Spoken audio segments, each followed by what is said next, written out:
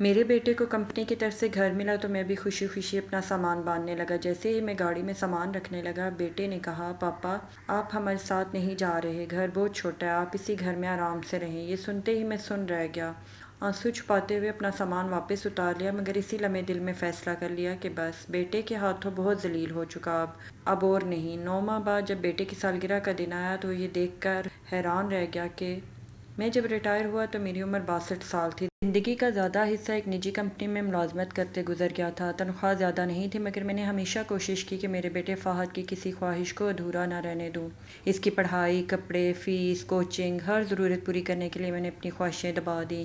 کئی مرتبہ ایسا ہوا کہ عید پر اپنے لیے نئے کپڑے نہ خریدے، مگر اس کے لیے اچھی چیز لے آیا۔ میری بیوی شازیہ ہمیشہ کہتی تھی کہ اپنے لیے بھی کچھ سوچ لیا کرو، مگر میں ہنس کر کہہ دیتا کہ میرا سب کچھ تو میرا بیٹا ہے، اس کے اچھے دن ہی میری خوشی ہیں۔ وقت گزرتا گیا، فہد نے محنت سے تعلیم مکمل کی اور ایک بڑی کمپنی میں ملازمت حاصل کر لی۔ اس دن میری خوشی کی انتہا نہ تھی۔ محلے والوں میں مٹھائی تقسیم کی، مسجد میں شکرانے کے نفل ادا کیے اور دل ہی دل میں اللہ کا شکر ادا کرتا رہا کہ میری برسوں کی محنت رنگ لے آئی۔ چند سال بعد اس کی شادی ہو گئی، بہو تعلیم یافتہ اور ملازمت پیشہ تھی۔ شروع میں وہ بہت ادب سے پیش آتی، مجھے ابا جی کہہ کر بلاتی اور ہر بات پوچھ کر کرتی۔ میں نے بھی اسے ہمیشہ بیٹی سمجھا۔ میری بیوی کا انتقال شادی سے 1 سال پہلے ہو چکا تھا، اس لیے گھر میں ہم 3 ہی افراد تھے۔ میں کوشش کرتا کہ ان کی زندگی میں مداخلت نہ کروں، اپنے کام خود کرتا، صبح جلدی اٹھ کر ناشتہ بنا لیتا، بازار سے سودا لے آتا اور زیادہ وقت مسجد یا پرانے دوستوں کے ساتھ گزار دیتا تاکہ انہیں آزادی محسوس ہو۔ ایک دن فہد بہت خوشی سے گھر آیا، اس کے ہاتھ میں کچھ کاغذات تھے۔ اس نے بتایا کہ کمپنی نے اسے رہائش کے لیے سرکاری گھر دیا ہے۔ میں خوشی سے اس کے گلے لگ گیا،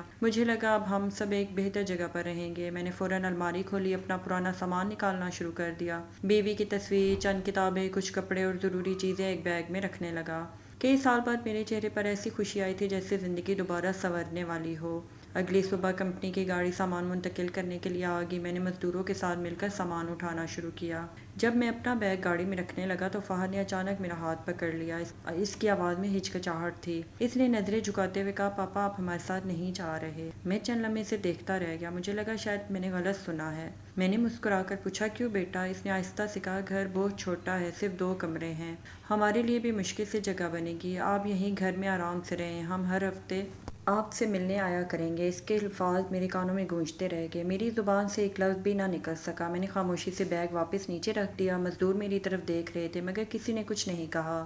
میری آنکھوں میں آنسو آ چکے تھے مگر میں نے چہرہ دوسری طرف کر لیا تاکہ کوئی دیکھ نہ سکے۔ فہد شاید میری کیفیت سمجھ رہا تھا مگر اس نے دوبارہ کچھ نہ کہا۔ چند منٹ بعد گاڑی چل پڑی اور میں دروازے پر کھڑا اسے جاتے ہوئے دیکھتا رہا۔ گھر کے اندر آیا تو ہر چیز ویسی ہی تھی مگر اب گھر پہلے سے کہیں زیادہ خالی محسوس ہو رہا تھا۔ بیوی کی تصویر کے سامنے بیٹھ کر دیر تک خاموش رہا۔ دل میں ایک ہی سوال تھا کہ کیا میں واقعی اپنے ہی بیٹے پر بوجھ بن گیا تھا؟ اس رات مجھے نیند نہ آئی، بار بار ماضی کی باتیں یاد آتی رہی۔ جب فہد بیمار ہوتا تھا تو میں پوری رات جاگتا تھا، جب اس کی فیس جمع نہ ہوتی تو میں اوور ٹائم کرتا تھا، جب اسے نئی سائیکل چاہیے تھی تو میں اوور ٹائم کرتا تھا۔ آج اسی بیٹے کے گھر میں میرے لیے جگہ نہیں تھی۔ صبح فجر کی نماز کے بعد میں نے ایک فیصلہ کر لیا۔ میں نے دل میں کہا کہ اب کسی پر بوجھ بن کر نہیں رہوں گا، باقی زندگی اپنے سہارے گزاروں گا، چاہے جتنی بھی مشکل کیوں نہ ہو۔ میں نے کسی سے شکایت نہیں کی، نہ فہد کو فون کیا، نہ ناراضگی ظاہر کی، بس خاموشی سے اپنی نئی زندگی شروع کرنے کا ارادہ کر لیا۔ اگلے ہی دن میں نے اپنی الماری کھولی اور کئی سال پرانی فائلیں نکال کر دیکھنے لگا۔ ریٹائرمنٹ کے بعد ملنے والی رقم میں سے کچھ رقم ابھی تک میرے بینک اکاؤنٹ میں موجود تھی۔ میں نے ہمیشہ یہ سوچ کر اس سے ہاتھ نہیں لگایا تھا کہ بڑھاپے میں ضرورت پڑ سکتی ہے۔ اسی دن میں بینک گیا اور اپنے اکاؤنٹ کی تفصیل معلوم کی۔ واپسی پر ایک پرانا دوست جاوید راستے میں مل گیا۔ اس نے میری اداسی محسوس کی تو وجہ پوچھی مگر میں نے صرف اتنا کہا کہ اب اکیلے رہنے کی عادت ڈال رہا ہوں۔ اس نے مجھے اپنے ساتھ چائے پلائی اور باتوں باتوں میں بتایا کہ اس کے ایک جاننے والے کو ایک چھوٹے سے اسکول کے لیے ایماندار آدمی کی ضرورت ہے جو دفتر کا انتظام سنبھال سکے۔ تنخواہ زیادہ نہیں ہے مگر تمہاری تنہائی دور ہو جائے گی، فارغ بیٹھے رہے تو تنہائی کا شکار ہو کر بیمار ہو جاؤ گے۔ میں نے فوراً ہاں نہیں کی لیکن اس کی بات میرے دل میں بیٹھ گئی۔ شام کو خالی گھر میں واپس آیا تو ہر کمرہ خاموش تھا۔ میں نے پہلی مرتبہ محسوس کیا کہ خاموشی بھی انسان کو اندر سے کھا جاتی ہے۔ اگلی صبح میں اسکول چلا گیا۔ پرنسپل نے میرے تجربے کے بارے میں پوچھا، کچھ کاغذات دیکھے اور کہا کہ اگر آپ چاہیں تو اگلے ہفتے سے کام شروع کر سکتے ہیں۔ میں نے اللہ کا شکر ادا کیا کہ کئی مہینوں بعد ایسا لگا جیسے زندگی نے مجھے پھر سے ایک مقصد دے دیا ہو۔ میں روز وقت پر اسکول جاتا، بچوں سے محبت سے بات کرتا، اساتذہ کے مسائل سنتا اور دفتر کے سارے ریکارڈ کو ترتیب دیتا۔ آہستہ آہستہ سب لوگ میری عزت کرنے لگے۔ محلے کے لوگ بھی کہتے کہ ریٹائرمنٹ کے بعد بھی آپ نے ہمت نہیں ہاری۔ میں صرف مسکرا دیتا۔ دوسری طرف فہد اپنی نئی زندگی میں مصروف تھا۔ شروع کے چند ہفتے اس نے 2-3 بار فون کیا، مگر پھر کالیں کم ہوتی گئیں۔ کبھی میں فون کرتا تو وہ کہتا کہ دفتر میں میٹنگ ہے، کبھی کہتا کہ بعد میں بات کرتا ہوں۔ میں نے بھی اسے پریشان کرنا چھوڑ دیا۔ ایک دن اچانک میرا پرانا گھر دیکھنے ایک پراپرٹی ڈیلر آیا۔ اس نے کہا کہ اس علاقے میں زمین کی قیمت بہت بڑھ گئی ہے، اگر آپ چاہیں تو یہ مکان اچھے داموں میں بک سکتا ہے۔ میں نے اس کی بات سنی مگر جواب نہیں دیا۔ اس گھر سے میری بیوی کی یادیں وابستہ تھیں، میں اسے بیچنا نہیں چاہتا تھا۔ چند دن بعد فہد آیا، کافی دیر تک ادھر ادھر کی باتیں کرتا رہا، پھر بولا کہ اگر یہ گھر بیچ دیا جائے تو رقم سے بڑا فلیٹ لیا جا سکتا ہے۔ میں نے خاموشی سے اس کی بات سنی، اس سے اتنا کہا کہ ابھی میرا ایسا کوئی ارادہ نہیں ہے۔ اس کے چہرے پر ناگواری صاف نظر آئی، مگر وہ کچھ کہے بغیر چلا گیا۔ اس دن مجھے پہلی مرتبہ محسوس ہوا کہ شاید اسے میری نہیں بلکہ اس گھر کی زیادہ فکر ہے۔ میں نے دل مضبوط کر لیا اور کسی سے اس بات کا ذکر نہ کیا۔ وقت گزرتا گیا، اسکول میں میری عزت بڑھتی گئی۔ اگر کوئی بچہ فیس نہ دے سکتا تو میں پرنسپل سے بات کر کے اسے مہلت دلوا دیتا۔ ایک یتیم بچے کی کتابیں بھی میں نے اپنی جیب سے خرید کر دی۔ یہ سب کرتے ہوئے مجھے عجیب سا سکون ملتا تھا۔ بچوں کے ساتھ وقت کا پتہ ہی نہیں چلا اور 9 مہینے گزر گئے۔ انہی دنوں فہد کی سالگرہ قریب آ رہی تھی۔ ہر سال میں سب سے پہلے اسے مبارکباد دیتا تھا اور اس کی پسند کا تحفہ لے کر جاتا۔ اس سال بھی میں نے ایک تحفہ خریدا، مگر ساتھ ہی ایک اور فیصلہ بھی کیا۔ میں نے ایک وکیل سے ملاقات کی، اپنی جائیداد اور جمع پونجی کے تمام کاغذات دوبارہ بنوائے اور ایک نئی وصیت تیار کروا دی۔ اس وصیت میں نے واضح لکھوایا کہ میری وفات کے بعد میرا گھر فروخت نہیں کیا جائے گا، بلکہ گھر کا ایک حصہ ایک ایسے فلاحی ادارے کے حوالے کیا جائے گا جہاں بے سہارا بزرگ عزت کے ساتھ رہ سکیں۔ میں نے سوچ لیا تھا کہ جس درد سے میں گزرا ہوں شاید اس گھر میں رہنے والا کوئی دوسرا بوڑھا کبھی نہ گزرے۔ میرے پاس تو اپنا گھر تھا۔ کچھ بزرگ ایسے ہوتے ہیں جن کے پاس رہنے کے لیے ٹھکانہ نہیں ہوتا۔ فہد کو اس فیصلے کا ابھی تک کچھ علم نہیں تھا۔ اس کی سالگرہ والے دن میں صبح سویرے تیار ہوا، تحفہ ہاتھ میں لیا اور خاموشی سے اس کے گھر کی طرف روانہ ہو گیا۔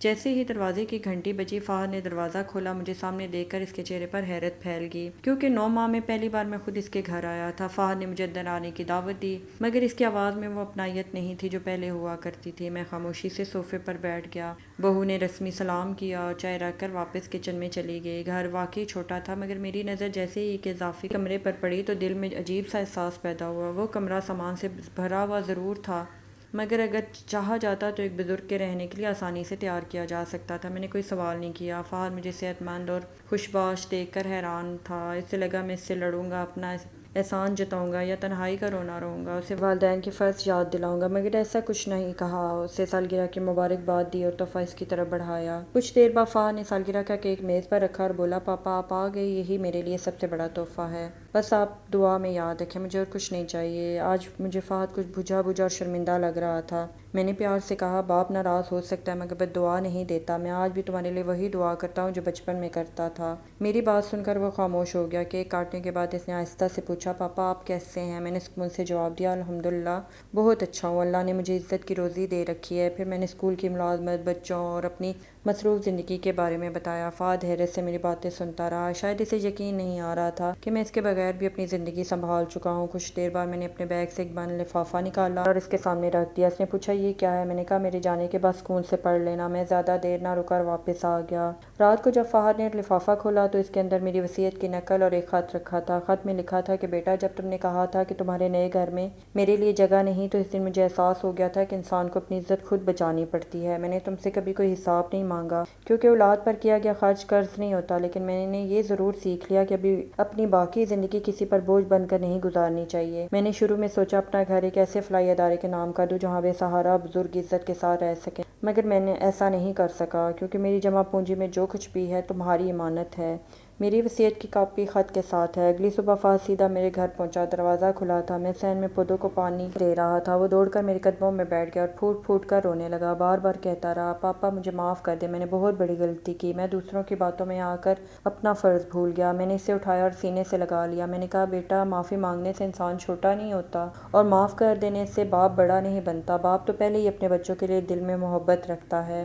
فہد نے کہا، پاپا آپ ابھی میرے ساتھ چلیں، اس گھر میں آپ کے بغیر کوئی خوشی نہیں۔ میں نے اپنی بیوی کے کہنے پر آپ کو گھر لے کر نہیں گیا، میں چاہتا تھا گھر کا سکون قائم رہے، لیکن میں غلطی پر تھا۔ تب سے مجھے چین نہیں ملتا ہے، ہر وقت ایک گلٹ رہتا ہے کہ جوان بیٹے کے ہوتے ہوئے آپ اکیلے رہ رہے ہیں۔ میں نے نرمی سے جواب دیا، بیٹا اب میری زندگی کا راستہ بدل چکا ہے، میں یہاں خوش ہوں۔ جن بچوں اور بزرگوں کو میری ضرورت ہے میں ان کے ساتھ رہ کر سکون محسوس کرتا ہوں۔ تم صرف ایک وعدہ کرو کہ آج کے بعد کبھی کسی بوڑھے ماں یا باپ کو یہ احساس نہیں ہونے دو گے کہ وہ اپنے ہی بچوں پر بوجھ ہیں۔ فہد نے روتے ہوئے وعدہ کیا۔ اس دن کے بعد وہ ہر ہفتے میرے پاس آنے لگا۔ کبھی خالی ہاتھ نہیں آتا تھا، مگر اب میں تحفوں سے زیادہ اس کے وقت کی قدر کرتا تھا۔ وہ اکثر اسکول بھی آتا، بچوں کے ساتھ وقت گزارتا۔ اسے اب سمجھ آ چکی تھی کہ باپ کی خدمت صرف ساتھ رکھنے کا نام نہیں بلکہ اس کی عزت، احساس اور محبت کی حفاظت کرنے کا نام ہے۔ اور بعض اوقات ایک لمحے کی بے حسی انسان کو پوری زندگی پچھتاوے کے سائے میں کھڑا کر دیتی ہے۔ کہانی اچھی لگی ہو تو ویڈیو کو لائک اور چینل کو سبسکرائب کر دیں۔ اللہ حافظ۔